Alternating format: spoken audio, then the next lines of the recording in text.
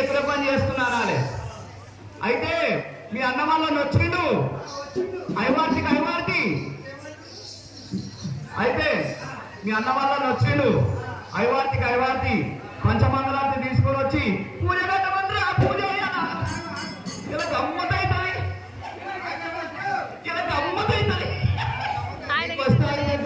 రాదు ఏమైనా వదినమ్మా అనాలి. వదినమ్మా అన్నొచ్చిన తొందరగా రమ్మంటుడు పో. ఆయనకా అవి ఎంత పాలైనయ్యో.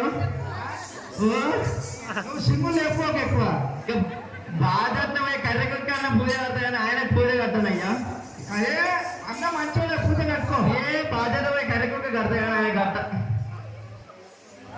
ఇసాగ